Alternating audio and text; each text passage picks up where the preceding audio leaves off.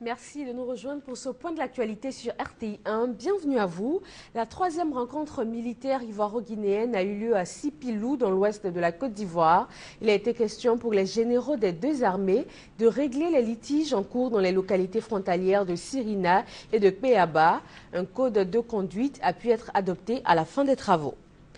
La fièvre Ebola s'invite à la 45e session ordinaire de la CEDEAO prévue jeudi et vendredi prochain à Accra.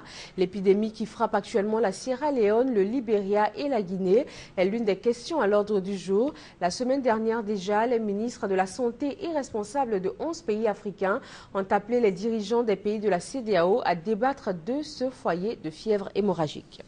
Célébration hier du 125e anniversaire de l'Union interparlementaire. C'est la première organisation internationale à caractère politique au service de la coopération entre les parlements du monde.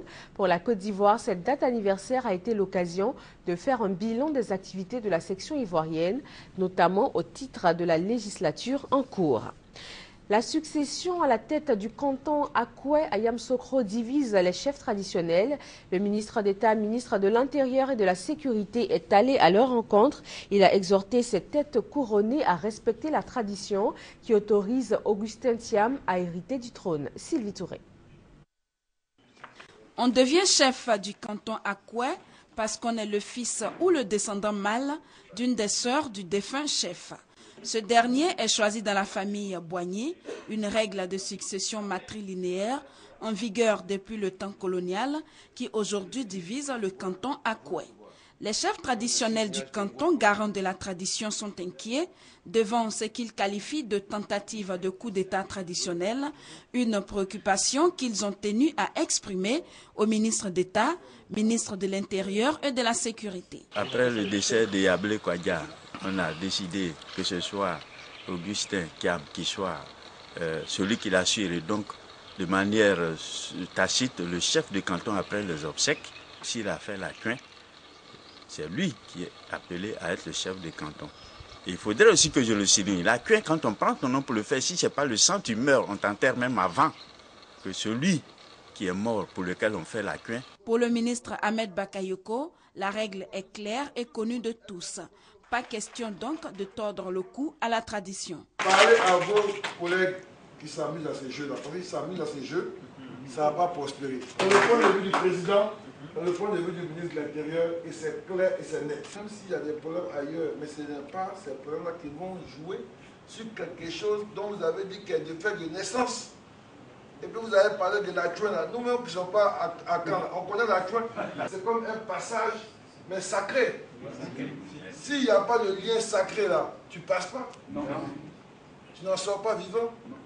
Non, même ceux qui n'ont pas fait ça, c'est eux qui veulent devenir chefs en sautant les préceptes qui sont depuis des millénaires la force de votre peuple. En termes plus clairs, le docteur Augustin Thiam, gouverneur du district de Yamoussoukro, doit donc hériter du trône des Akoué, car désigné par la chefferie, conformément au mode de succession en vigueur dans le canton. Le ministre Ahmed Bakayoko exhorte les chefs traditionnels à l'union autour de leur chef. Le procès de l'athlète sud-africain Oscar Pistorius touche à sa fin. L'athlète handicapé est accusé d'avoir volontairement tué sa petite amie Riva Steenkamp il y a 1 an déjà. Tout l'enjeu de ce procès est de déterminer si oui ou non il y a eu préméditation. Les plaidoiries finales sont annoncées pour les 7 et 8 août prochains. Les deux camps en guerre au Soudan du Sud doivent reprendre les pourparlers actuellement bloqués pour éviter de nouveaux morts dus au combat et à la famine. C'est un appel de l'Union africaine. La Croix-Rouge a du mal à acheminer l'aide humanitaire sur place et procède au largage des vivres, méthode utilisée pour la dernière fois il y a 17 ans.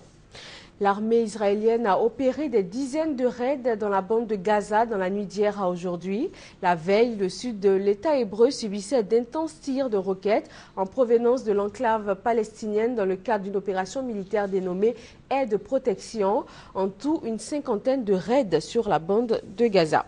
Sport football pour finir. À la première demi-finale du mondial brésilien, c'est ce soir et à l'affiche Brésil-Allemagne. Et voilà qui met fin à ce Flash Info. Rendez-vous à 13 h pour le journal sur RTI 1.